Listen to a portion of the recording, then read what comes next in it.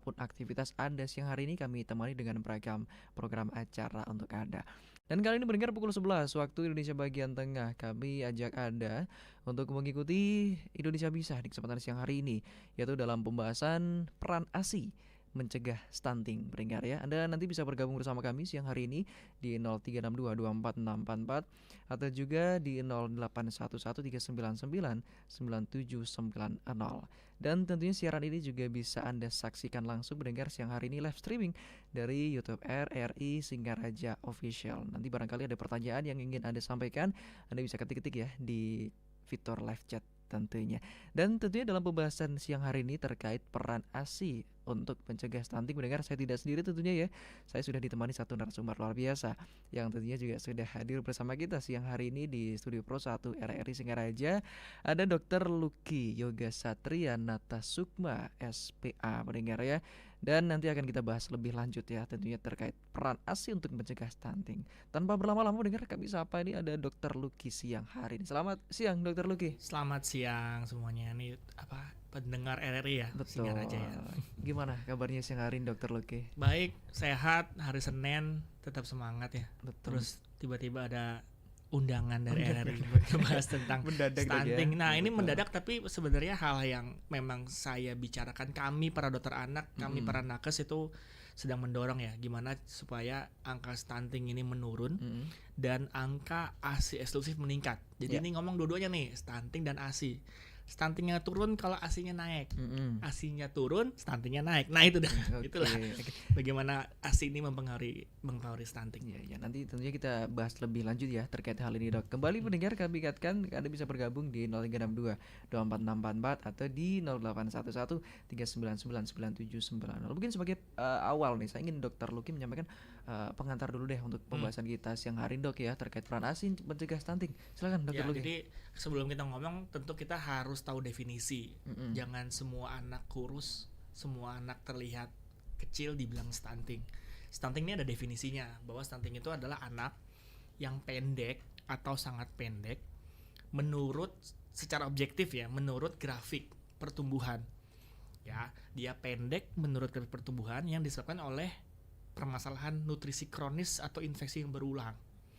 Ya, yang terjadi dalam 1000 hari pertama kehidupan. Jadi anaknya pendek karena masalah nutrisi, bukan pendek karena genetik, bukan pendek karena ada masalah pertumbuhan yang lainnya, contohnya kekurangan hormon. Tapi dia spesifik bahwa ini penyebabnya adalah nutrisi atau infeksi yang berulang. Ya, ini yang dibilang stunting. Nah, stunting ini paling sering penyebabnya adalah nutrisi. Dan nutrisi yang paling baik pada 1000 hari pertama kehidupan itu harus didorong adalah ASI eksklusif. ASI eksklusif ini adalah ASI, hanya ASI saja yang diberikan sampai anak usia 6 bulan. Ya, ASI itu air susu ibu. Itu diberikan mulai dari anak yang lahir ceplok sampai 6 bulan full ASI. Setelah 6 bulan, maka ASI harus disuplementasikan, bukan ditemani, didampingi oleh namanya MPASI, makanan pendamping air susu ibu. Itu diberikan dari usia 6 bulan biasanya sampai usia 2 tahun. ASI itu bisa diberikan sampai usia 2 tahun atau lebih. Ya, setelah 2 tahun boleh nggak pakai ASI? Boleh, asal anaknya pertumbuhannya bagus. Kenapa dok setelah 2 tahun ASI itu hanya dibolehkan, tidak harus? Karena setelah 2 tahun seharusnya anak-anak itu sudah bisa mendapatkan nutrisi full dari makanan. Di bawah 6 bulan full ASI, 6 bulan sampai 23 bulan ASI itu harus didampingi oleh MPASI. Setelah 23 bulan, setelah 2 tahun ya, itu susu sudah bukan menjadi sumber nutrisi yang harus diberikan pada anak. Apapun ya, mau susu formula, susu UHT, ASI setelah 2 tahun tidak harus. Jadi jangan berpikir anak saya susah makan dikasih susu formula atau gimana gitu. Makin kacau nanti. Iya, baik. Berarti kemudian apa hubungannya antara peran ASI eksklusif ini dengan stunting, Dr. Lucky? Jelas bahwa air susu ibu itu adalah sumber nutrisi yang paling tepat untuk bayi. Ya, air susu ibu itu memberikan nutrisi semuanya dibutuhkan anak-anak itu tercukupi dari usia lahir sampai 6 bulan. ASI itu cukup proteinnya, karbohidratnya, lemaknya dan beberapa mikronutrien. Itu dia cukup. Ya, nah permasalahannya pemberian ASI yang tidak sesuai atau bukan. Para orang tua yang gagal memberikan ASI eksklusif, entah karena ketidakmampuan, entah karena pengetahuannya mengenai cara pemberian ASI, itu memberikan resiko yang lebih tinggi anak-anak jadi stunting. Ya, ASI jelas menurut banyak penelitian itu memberikan efek protektif terhadap anak supaya dia nggak stunting. Begitu ASI-nya tidak ada, tidak makan ASI, maka anak lebih berisiko, bukan pasti ya, tapi anak-anak yang tidak makan ASI itu lebih berisiko terjadi stunting. Karena ASI selain memberikan nutrisi, dia juga ada efek imunitas. Anak-anak yang mendapatkan ASI lebih rendah risikonya terkena berbagai penyakit. Balik ke stunting itu kan merasanya adalah anak-anak yang pendek karena masalah nutrisi atau penyakit yang berulang. Nah, ASI ini memberikan nutrisi yang tepat dan memberikan proteksi imunitas supaya anaknya nggak gampang sakit. Oke, penyakit yang berulang ini maksudnya gimana, Dokter Rocky?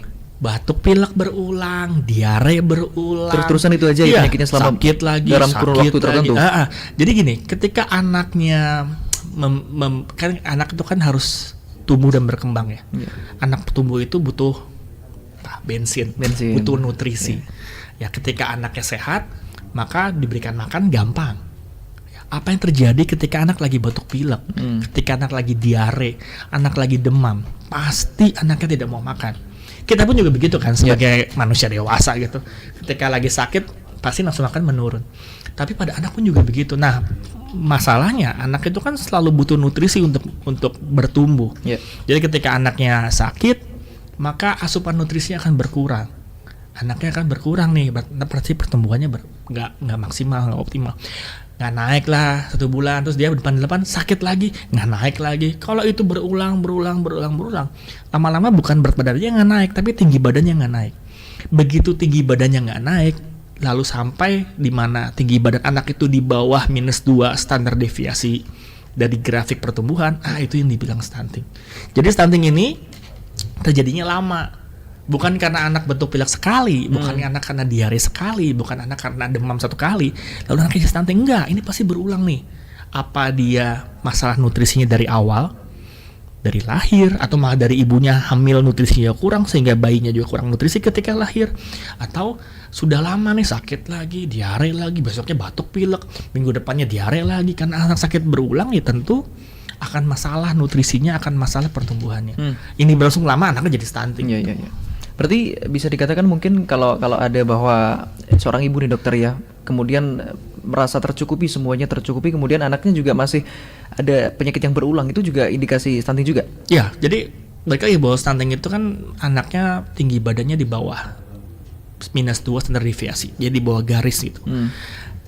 Kalau kita ngelihat pertumbuhan anak, ketika anaknya bermasalah, makannya nggak mau, ketika anaknya sakit, maka yang pertama kali tidak naik adalah berat badan dulu, ya kan?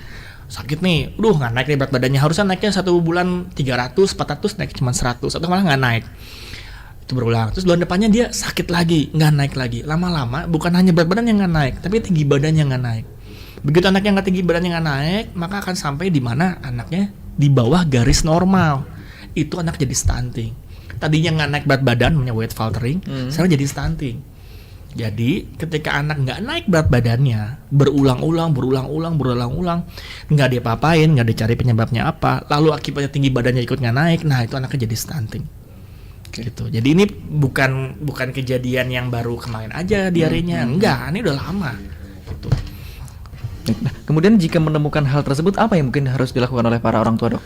Sebenarnya ketika anak sudah tadi saya bilang ya, bahwa ketika anak tinggi badannya udah di bawah -2 standar deviasi ya, di bawah grafiknya itu berarti sudah terjadi lama. Berarti kalau udah ketahuan, baru ketahuan setelah stunting, berarti lambat. Sudah telat berarti ya? Telat gitu. Makanya pentingnya untuk selalu ketika anak di bawah 2 tahun, setiap bulan untuk mengkontrol pertumbuhan dan perkembangannya. Pertumbuhannya lihat dari mana? Kenaikan berat badan. Itulah pentingnya setiap bulan ke posyandu, ke puskesmas, ke dokter spesialis anak, itu diukur berat badannya, tinggi badannya, lingkar kepalanya, lalu diplotkan ke dalam grafik pertumbuhan. Untuk ngelihat nih anaknya tumbuhnya bagus atau enggak.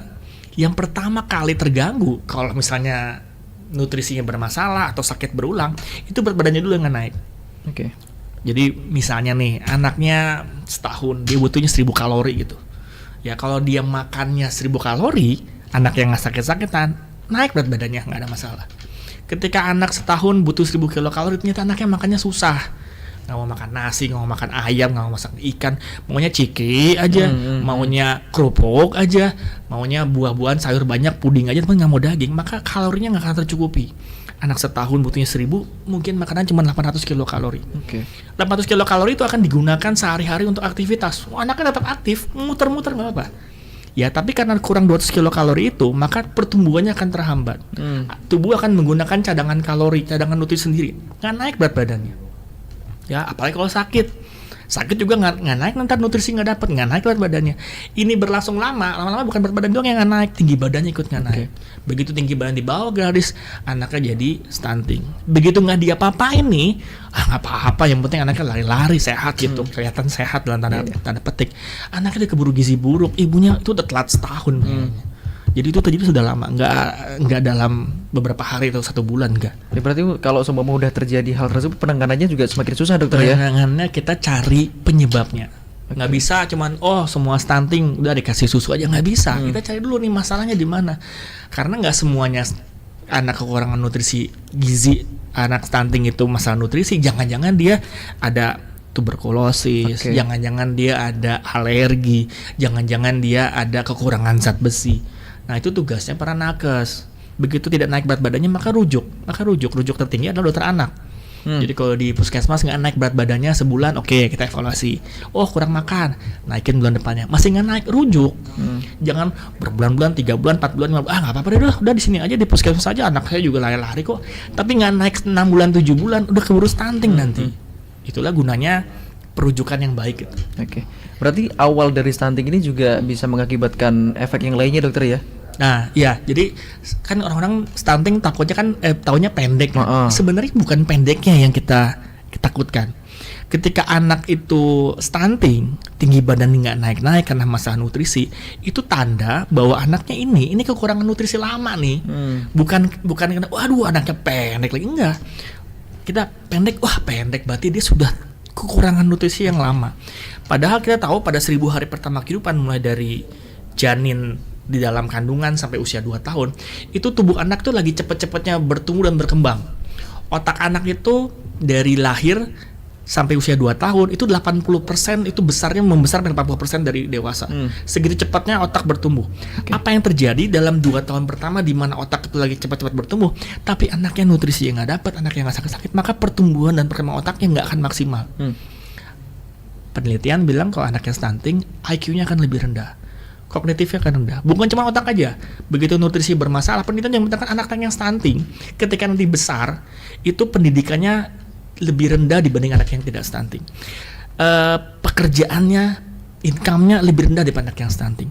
Risiko untuk diabetes lebih tinggi daripada anak yang nggak stunting. Serangan jantung, hipertensi lebih tinggi. Jadi ini permasalahan stunting yang 2 tahun ini itu akan berefek sampai dewasa. Dan siklus stunting ini bukan dibilang menular ya, tapi ini dia berpindah antar generasi. Jadi kalau misalnya anaknya stunting nih, gizinya kurang, lalu dia jadi anak SD. Anak SD ini akan lebih berisiko kekurangan nutrisi, lebih gampang sakit. Anaknya mungkin anemia. Begitu dia jadi remaja, itu lebih berisiko untuk nikah muda, lebih beresiko untuk sakit-sakitan, lebih beresiko untuk anemia, kekurangan nutrisi.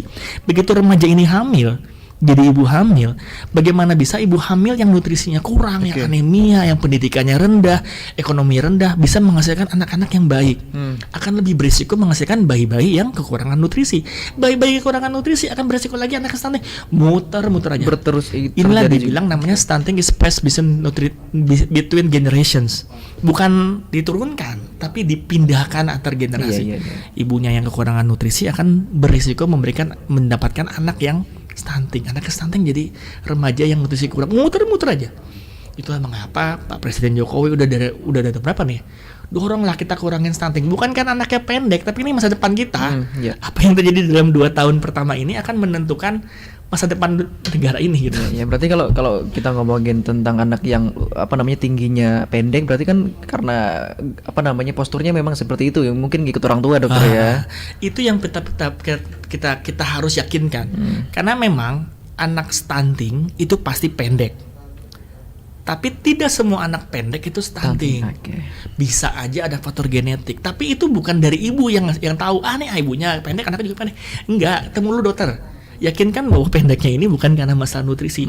Begitu cari ini. Nih bukan nih, nutrisinya aman, anaknya nggak anemia, kenaikan berat badan bagus. Oke bu, anak ibu pendek tapi tidak stunting. Oke, aman, bagus gitu. Tapi kalau anaknya, dok nih kayaknya pendek gara-gara bapaknya pendek nih. Enggak, nih anaknya pendek karena masalah nutrisi gitu. Dibenerin sama kita.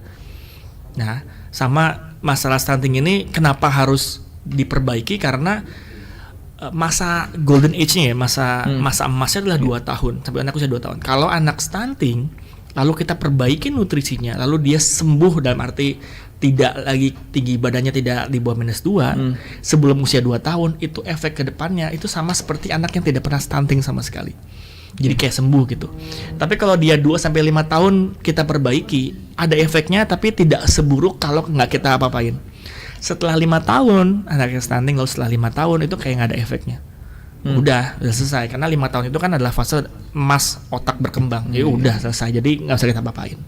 Berarti memang sebegitu pentingnya ASI dok ya. Kalau tadi dari 0 baru lahir sampai dengan 6 bulan itu memang wajib harus ASI. Kemudian 6 sampai 23 bulan itu harus MPASI. Setelah itu baru pendampingan lainnya dok ya. Di saat MPASI itu dok, itu apakah diperbolehkan untuk susu formula? Oke, jadi gini, tadi bahwa jadi kalau kenapa di bawah 6 bulan itu ASI saja, karena ASI itu bisa mencukupi 100% susu, 100% nutrisi, Jadi ASI itu cukup untuk memenuhi 100% nutrisi anak di bawah 6 bulan. Setelah 6 bulan ASI saja udah nggak cukup, maka perlu diberikan pendamping. Pendampingnya apa? Bentuknya adalah makanan. Ya, jadi makanan padat. Jangan susu ASI sudah kurang ditambahin susu lagi. Lah anaknya tuh harus makan. Ya, jangan salah. Manusia itu memang harus makan yang sebenarnya, yaitu makanan padat MPASI. Nah, si susu sapi atau kita ngomongin susu formula ya, itu adalah bukan pendamping, dia itu pengganti air susu ibu. Jadi di stratanya untuk masalah nutrisinya itu sama kayak ASI. Strata nutrisinya ya. Jadi kalau ASI-nya sudah mulai berkurang, udah nggak cukup buat nutrisi, jangan ditambahin sesuatu yang sama. Kita tambahin sesuatu yang lebih tinggi dari itu, yaitu apa? Makanan. Makanannya pun juga jangan salah, makanan juga perlu makanan yang bernutrisi. Bukan yang penting anak kenyang, dikasih bubur, dikasih kerupuk, dikasih puding gitu. Enggak, anaknya tetap harus mendapatkan nutrisi yang mirip isinya kayak kualitasnya kayak ASI. Dimana ASI itu isinya protein, karbo, sama lemak. Jadi ketika memberikan MPASI, makan pendamping ASI, yakinkan bahwa setiap makan itu ada protein hewaninya, ada karbohidratnya dan lemak, dan bukan sedikit-sedikit ya, bukan disuir-suir gitu. Jadi kalau kita lihat kebutuhan proteinnya anaknya, ketika anak usia 6 bulan, maka dibutuhkan kurang lebih 1 telur ayam 1 hari. Kalau dia bentuknya ayam, berarti sekitar 40 sampai 50 gram daging ayam 1 hari. Jadi bukan cuma suwir-suwir aja, anaknya butuh protein yang tinggi. Oke. Ya. Berarti kalau berbicara tentang susu formula itu bolehnya dipakai kapan gitu dok? Jadi susu formula ini banyak sekali, kan kemarin juga kayaknya ada konten yang lumayan mengerikan ya. Jelaskan bahwa, kok susu formula, lihat komposisinya, isinya kok gula semua, isinya kok minyak, mana susunya gitu. Jadi susu formula itu adalah pengganti ASI, di mana ketika ASI tidak bisa dikeluarkan oleh ibunya. Ya, tapi harusnya pemberian susu formula di bawah 6 bulan itu benar-benar sesuai indikasi. Benar-benar ketika ASI memang tidak ada atau ASI itu kurang. Tapi permasalahannya biasanya para orang tua, para neneknya, kakeknya, suaminya itu buru-buru memberikan susu formula padahal ASInya memang belum keluar. Pada bayi baru lahir memang ASI itu tidak langsung keluar di hari pertama langsung banyak. Ini ada banyak penyebabnya, ada banyak kenapa seperti itu? Karena pertama, ASI yang baru lahir, bayi baru lahir namanya kolostrum. Itu cuma sedikit keluarnya. Iya, sedikit 1 mili, 2 mili gitu. Ini sesuai dengan lambung bayi baru lahir. Lambung bayi baru lahir itu bukan besar gitu. Anaknya paling cuma butuh 2 mili, 3 mili, 5 mili lah maksimal. Karena memang anaknya butuhnya sedikit. Nah, pada hari pertama itu sebenarnya si ASI itu, kolostrum itu bukan tujuannya untuk memberikan kenyang, bukan. ASI yang baru pertama keluar itu memberikan bukan nutrisi tapi dia imunitas.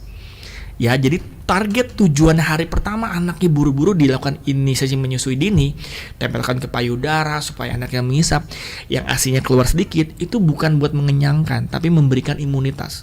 Karena kolostrum itu, ASI yang baru keluar itu banyak banget faktor imunnya. Memberikan antivirus, memberikan antibakteri, memberikan kenyamanan, memberikan berbagai faktor imunitas. Itu yang penting.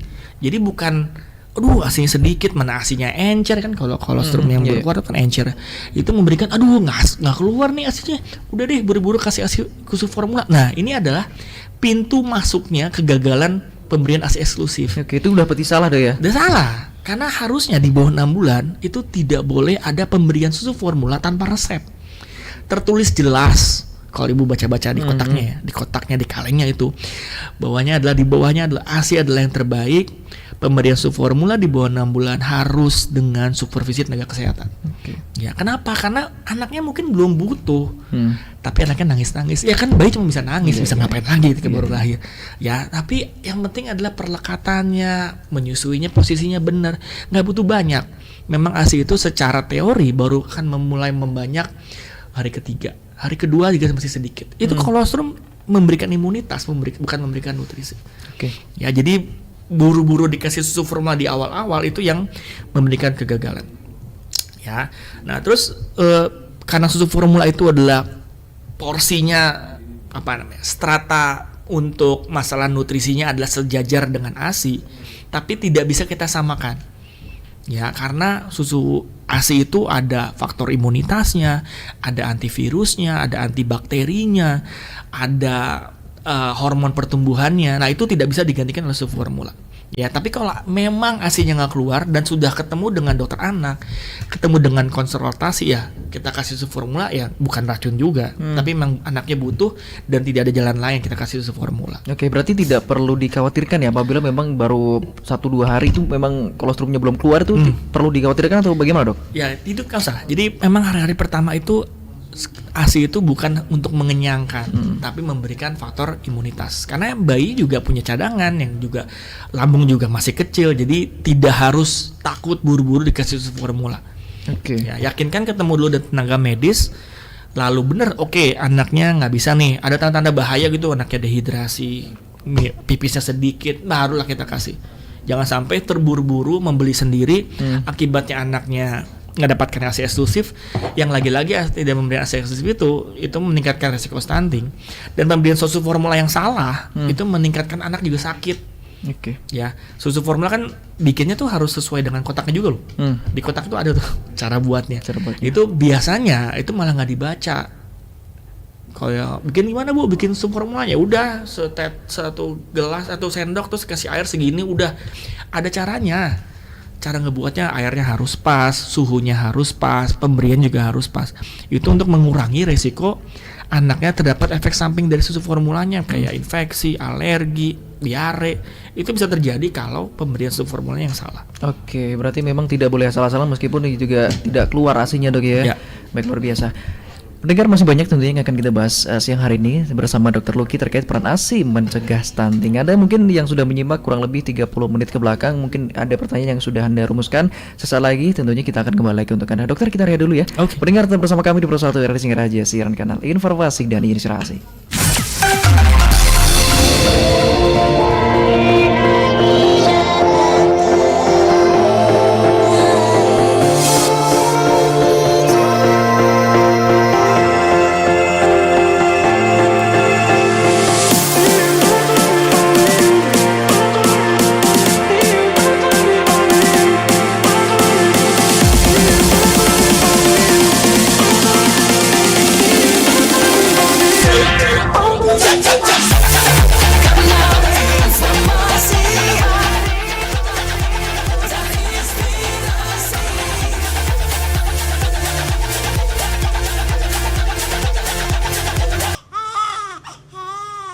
kenapa bayi kita nangis melulu ya, Bu? Mungkin dia haus ini. Aduh, cup. Ah, aku capek menyusui, Pak. Mana kurang tidur karena begadang terus. Besok kita kasih susu formula aja ya, Pak. Nggak baik loh kalau masih bayi dikasih susu formula, sementara air susu ibunya melimpah dan terbuang percuma. Bayi membutuhkan air susu ibu, di samping untuk pertumbuhan, juga untuk meningkatkan imun atau kekebalan tubuhnya. Air susu ibu atau ASI adalah makanan terbaik untuk bayi. Organisasi Kesehatan Dunia WHO merekomendasikan pemberian ASI eksklusif untuk 6 bulan pertama dan dianjurkan dilakukan selama mungkin. Susu pertumbuhan diformulasikan untuk memenuhi kebutuhan nutrisi anak sehat di atas usia 1 tahun dan tidak dapat diberikan kepada bayi. Proklamasi. Kami, bangsa Indonesia, dengan ini menyatakan kemerdekaan Indonesia.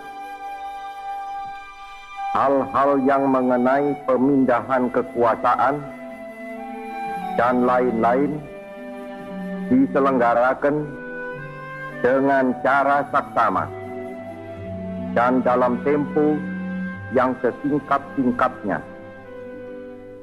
Jakarta, 17 Agustus 1945, atas nama bangsa Indonesia, Soekarno, Hatta. Dirgahayu Republik Indonesia, jayalah bangsaku, damailah negeriku. Tanah airku tidak kulupakan, kan terkenang selama hidupku. Biarpun saya pergi jauh.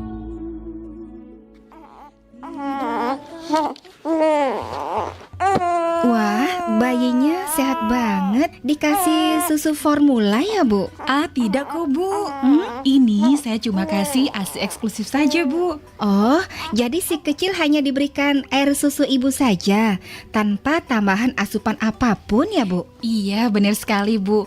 Tidak ada asupan yang lebih baik untuk si kecil selain ASI. Air susu yang diproduksi secara alami oleh tubuh ini memiliki kandungan nutrisi yang penting bagi tumbuh kembang bayi, Bu. Seperti vitamin, protein, dan lemak. Bentuknya pun lebih mudah dicerna ketimbang susu formula. Ya, tidak ada asupan yang lebih baik untuk si kecil selain ASI sejak lahir hingga berusia 6 bulan. Maka bayi Anda akan lebih sehat, kuat, dan cerdas. Iklan layanan masyarakat ini dipersembahkan oleh Radio Republik Indonesia, RRI Pro 1.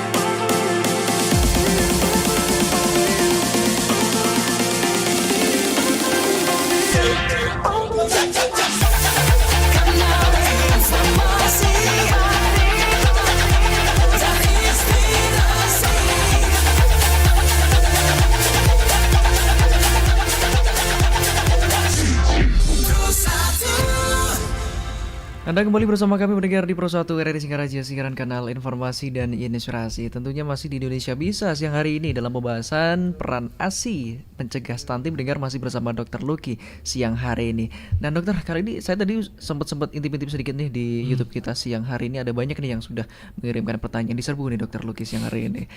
Benar dok, saya merasakan perbedaan anak pertama tidak mendapatkan ASI eksklusif dan anak kedua ASI eksklusif dari segi imun tubuh. Anak pertama saya sering dan mudah batuk pilek di saat masih bayi atau balita. Kemudian yang lainnya dokter, merasakan kekuatan ASI untuk anak prematur saya dok. BB lahir 1,2, sekarang sudah 8 bulan full ASI dan sekarang sudah MPASI. Saya bacakan lagi dok ya, apa ya? Mantap. Yang viral nih dok, anak-anak SMP Viral. belum bisa baca and susah menerima pelajaran. Apakah itu tanda stunting juga? Oke, ditampung dulu dokter. Saya Iya. bacakan lagi. Pendamping apa yang cocok dokter untuk anak stunting di atas 2 tahun? Ya. Itu dulu dokter, nanti kita bacain lagi. Berarti anak SMP belum bisa baca. Mungkin kurang paham. Kurang paham, Oh, oke. lama Jadi, mendapat jadi, pelajaran gitu. itu kan masuk dalam perkembangan anak ya. Jadi anak itu tumbuh dan berkembang. Tumbuh itu berat badan, tinggi badan, tinggi kepala. Kalau berkembang adalah menaikkan kemampuannya. Tadinya baru lahir cuma bisa nangis tidur, 6 bulan bisa duduk, setahun udah mulai berdiri, 2 tahun udah mulai bicaranya agak banyak. Lalu fase sekolah udah bisa mengikuti pendidikan sekolah gitu. Nah, untuk anak berkembang itu memang bahan bakarnya adalah nutrisi. Kasih nutrisi yang bagus, protein yang cukup, berkembang. Tapi jangan lupa bahwa perkembangan anak itu bukan cuma masalah nutrisi juga aja, tapi perlu juga yang namanya stimulasi. Jadi nggak bisa nih, wah ya yang penting anak saya dikasih ASI, 6 bulan dikasih gadget, 10 bulan terus kasih handphone di pojokan diem, nggak pernah diajakin main, nggak pernah dibacain buku dan lain-lain. Perkembangan juga nggak akan bagus. Jadi jangan cuman yang penting anaknya dikasih nutrisi tapi nggak distimulasi. Nah, jangan-jangan nih anak-anak yang mungkin agak kesulitan belajar, fokusnya itu kurang diajarin ketika kecil, disuruh duduk dulu, menulis yang benar, apa dia kebanyakan main gadget, itu akan mengurangi span fokus. Oke. Ya, jadi kalau kayak gitu ya kita harus lihat lagi anaknya stimulasinya gimana sebelumnya. Dari 2 tahun pertama sampai 2 tahun sampai 5 tahun harusnya kan gadget tidak sampai over gitu ya, ada batas-batasannya. Oke, mungkin beranggapan bahwa yang penting anaknya anteng gitu dok ya. Ya itu juga. Anteng tapi tidak terstimulasi. Saya lebih suka ketika anak datang ke tempat saya, dia tuh langsung kan lihat mainan gitu. Terus saya lebih suka dibandingkan datang langsung megang handphone. Itu nggak boleh. Iya. Agak-agak sedih sih ngeliatnya. Oke. Pendampingan apa yang cocok untuk anak stunting di atas 2 tahun dokter? Pendampingan yang paling penting adalah kita harus memonitor pertumbuhannya dan perkembangannya. Ya, ketika anaknya stunting di atas 2 tahun masih ada waktu, walaupun tidak semaksimal anak di bawah 2 tahun, bisa kita perbaiki. Daripada nggak diperbaiki sama sekali, lebih baik diperbaiki. Kita awasin pertumbuhannya, kenaikannya berapa, terus juga mungkin nutrisi lainnya kayak ada kekurangan zat besi atau enggak, ada tuberkulosis atau enggak, ada infeksi yang berulang atau enggak, itu yang perlu dicari. Kenapa nih anaknya stunting? Cari akar permasalahannya di mana gitu. Bukan cuma masalah supaya tingginya naik, enggak, tapi masalahnya apa nih? Kalau boleh nggak deh, mungkin saya tulisnya anak 2 tahun udah dikasih susu formula aja. Kalau memang sudah indikasi, ya, wah ini kurang nih ketemu dokter anak, kalau dikasih susu khusus, itu biasanya harusnya itu ada dosisnya. Ya, karena susu khusus yang diberikan pada anak-anak yang kekurangan nutrisi, anak yang stunting, itu ada dosisnya, ada targetnya, nggak diminum terus-menerus. Kita kasih ini bu ya sehari segini, nanti evaluasi bulan depan, kenaikannya berapa. Begitu naiknya sudah tercukupi, udah selesai dari stuntingnya, anaknya cukup dari makanan, maka dihentikanlah susu tersebut. Jadi nggak main asal minum-minum aja, kan yang dibilang susu khusus itu lumayan tinggi kalorinya, gulanya, minyaknya, itu harus ada dosisnya. Ketika diberikan tidak sesuai dengan indikasi, maka resikonya, faktor efek sampingnya akan meningkat. Oke, berarti meskipun indikasi tersebut sudah terpenuhi semuanya, tetap harus dihentikan dok ya kalau udah tercapai ya. Udah, nggak usah terusan. Ntar lama jadi anaknya obesitas, masalah baru lagi. Oke, baik. Dokter, kemudian ada lagi nih, apakah karena puting susu ibu yang tidak ada ataupun ke dalam itu bisa keluar ASI gitu? Oke. Ya, Ya. namanya bu siapa tuh? Jadi gini, kalau menyusui itu namanya bahasa Inggrisnya tuh breastfeed. Ya, berarti menyusui payudara. Jadi yang disusui itu adalah payudaranya, bukan putingnya.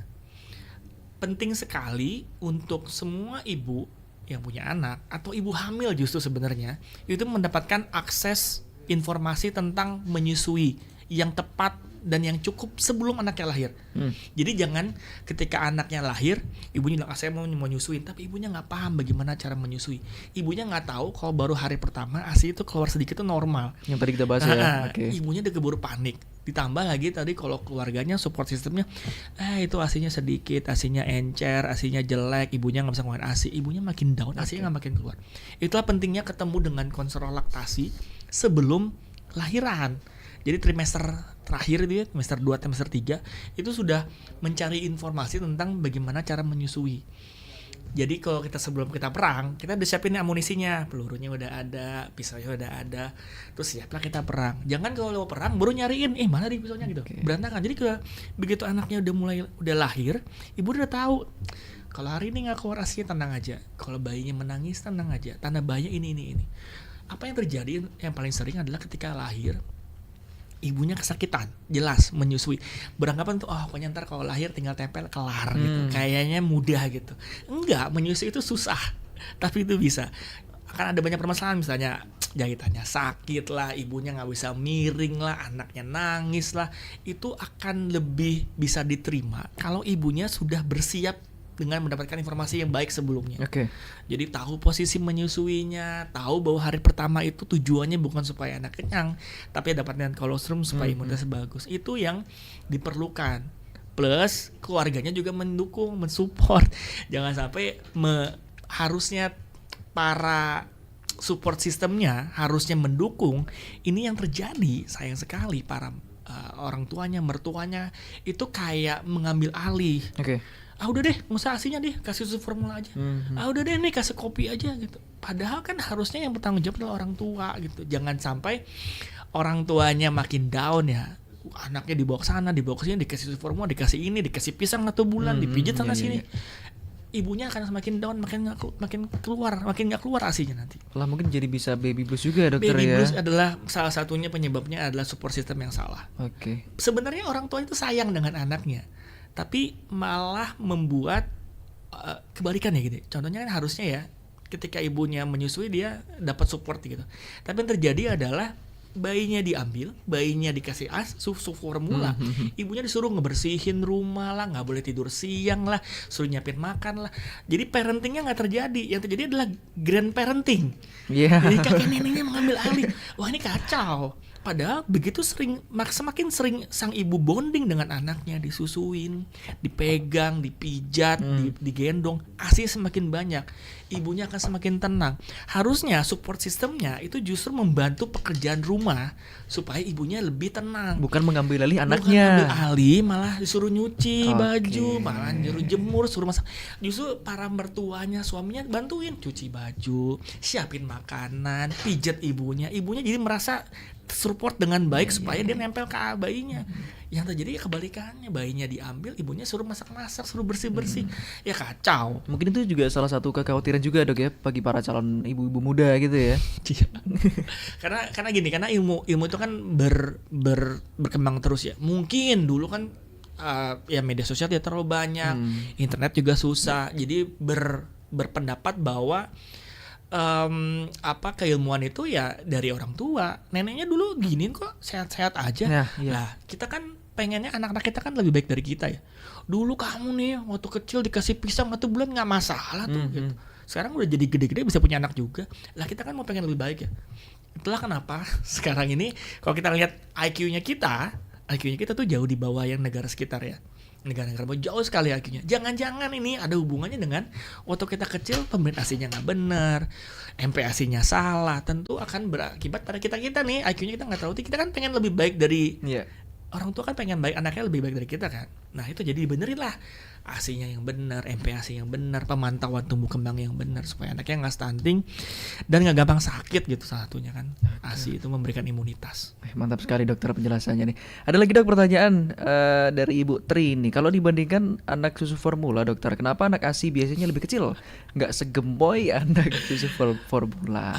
Ini juga apakah menandakan ASI-nya nggak berkualitas, dokter? Ini gini, jadi sebenarnya ASI itu adalah yang paling pas untuk anak, untuk bayinya ya.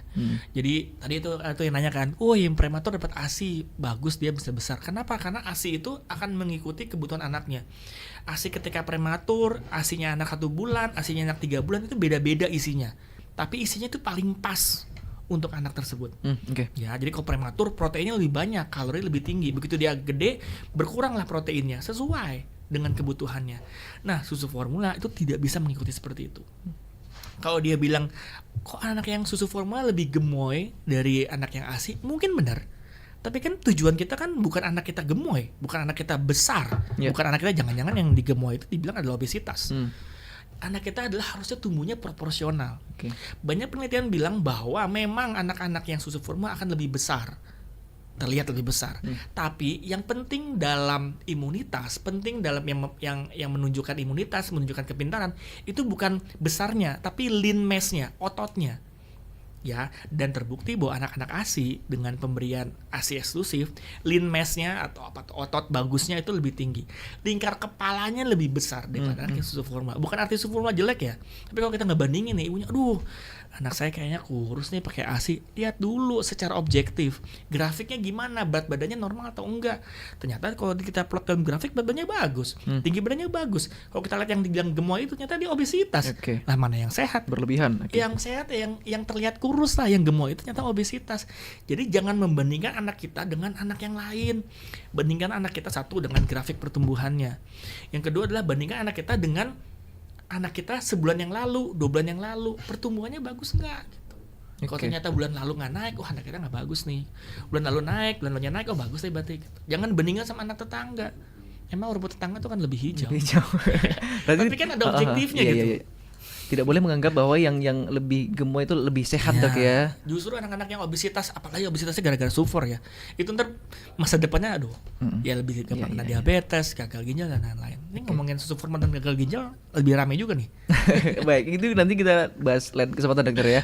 Kalau apakah susu ASI ini bisa dicek kualitasnya bagusnya kayak gimana dokter? Sebenarnya ada ya, jadi memang ada penelitian.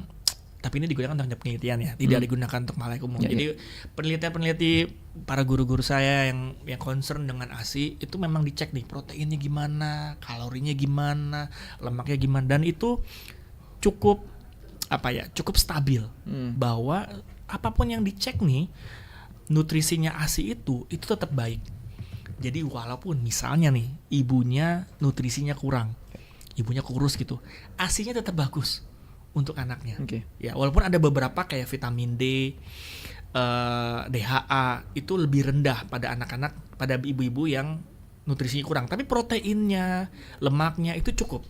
Ya, jadi walaupun ibunya nutrisinya kurang, tetap lebih bagus dibandingkan susu formula. Tapi kalau memang indikasi misalnya anaknya berat badan udah nggak naik-naik, sudah ketemu dengan dokter anak, sudah ketemu dengan konselor laktasi, udah dibenerin ini itu, ternyata anaknya semakin lama makin rendah, ya kita jangan nunggu anaknya stunting baru kita kasih suplementasi susu formula, udah kita kasih dengan dosis dan pemantauan dari tenaga medis. Jangan main asal beli-beli aja.